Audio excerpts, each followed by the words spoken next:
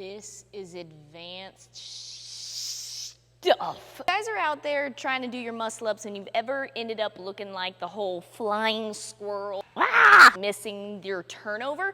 I'm here to help you guys. Although flying squirrels are cute, they're not what we want to look like on the rings. Like I said in the beginning, it is rather advanced, so make sure when it comes to you learning how to turn over a muscle up, you have a solid amount of pull-ups, 5 to 10 strict. 10 would be kind of aggressive, but at least 5 strict, 5 to 10. 10 would be actually more appropriate for ring dips, strict ring dips, because you gotta be strong to hold yourself up on them. What is the difference between something like doing a bar muscle up and something like doing a ring muscle up?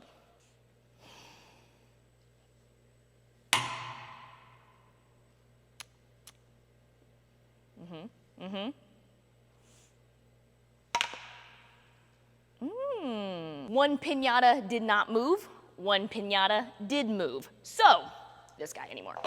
When you are trying to turn over, sit up and over on a muscle up, these guys be moving all around. It is your job to control those. I wish I would have known this sooner because my muscle ups probably wouldn't look like the way they look today.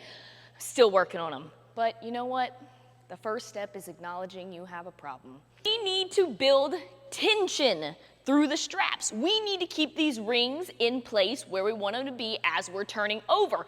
A lot of us are trying to turn over these muscle ups, don't know how to keep tension on the straps, and when you're going to sit up and over, the rings keep moving forward, you keep chasing the rings, you're like, I'm turning over, coach, but where are the rings going?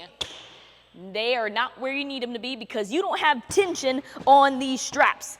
On the short rings, we want to do some quick, snappy turnovers, and this is the best part to get a hang of this more advanced cue of learning how to pull back on the rings. When you pull back on the rings, it tightens up these ring straps. It gets those rings where you want them to be as you're trying to sit up and over and then punch through a nice, fast, snappy turnover. Kind of get yourself, your booty sitting right under the rings, your feet flat into the ground, like you're gonna be able to press your hips tall into a glute bridge. Because that, when we're doing low ring turnovers, that's a great way to start working on opening those hips the same way you're gonna do it on the high rings. Sometimes I even have my athletes extend their legs out in front and then press their hips tall. As you're raising your hips, what we have to do is literally pull back on the rings, like I'm trying to pull my hands back to the wall behind me to keep tension on these straps, and that looks like this. Bam! Take the hips out of the equation for a second. Let's not do the two pieces together. Sometimes it gets a little bit confusing, so try just this. Do you see how I'm pulling my hands back behind my head? Now I'm not bending my arms or doing anything like this. I'm pulling my hands back, and you'll notice those straps get really, really tight. Now, can I do that at the same time of my hip extension? Hips up, pull back. Yep, I can do it with extended legs, hips up, pull back. The legs extended is a little bit harder, so start with more of like a bent leg glute bridge. But that, I can start feeling where I'm gonna get the lift, the same idea I want from a big kipping swing on the rings.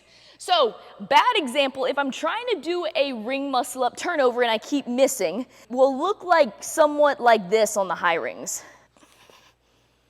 And when I go to sit up and over, if I'm not pulling back on the rings first, the rings are immediately gonna go forward and I'm gonna have to chase them down. And when you're flying up in the air on the big rings, you're never gonna catch them. If you guys have really slow turnovers, this drill is for you. I like to say, pull back, punch down on the rings. Pull back, punch down. Now let's take it over to the big rings and see what's going on up there. So when we get up to these rings where you're flying high, there's a couple, actually, that's a lie. There's a lot of things going on. First common mistake for not keeping tension on the rings is starting from just learning how to do ring swings properly. Anytime you're swinging up on the rings, I don't want to see your ears. So that looks like this. My arms stay in line with those straps. A bad example is the Frankenstein arms we call, and you're not gonna be able to sit up and over. Imagine what we did on those low rings over there. You're gonna be chasing the rings as you're trying to sit up and over. Step one, cover the ears on the swings. Side note, a lot of us out there might start learning ring muscle-ups through false grip. If you guys check out my 6-week ring muscle-up program, it does start you in false grip, and I explain it in that program for many reasons. One, we want to strengthen your lats. Two, we want to have more control over the rings, and that's what that false grip actually helps you do, along with helping you learn how to shift your hands. But when you grab the rings in false grip like this, it puts a lot of tension on those lats. Those rings stay really, really stiff, because it's like a death grip on the rings.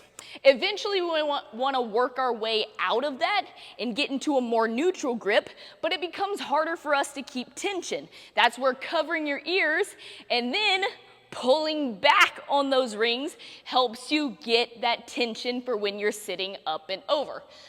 Ears covered, ears covered, ears covered. Kind of see how I'm getting that lift.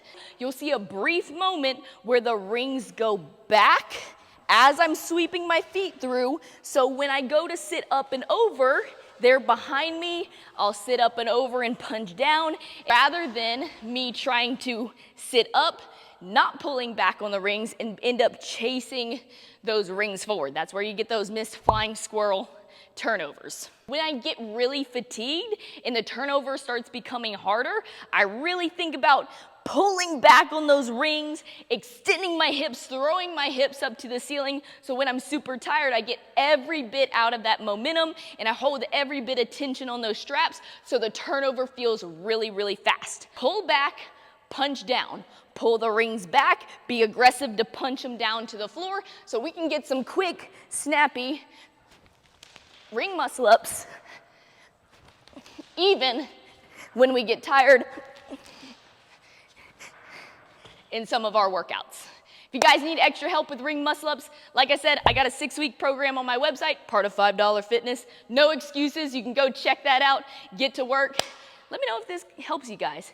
Less of the flying squirrels, more of those quick, crisp, snappy piñatas. I'll see you guys later. Peace out.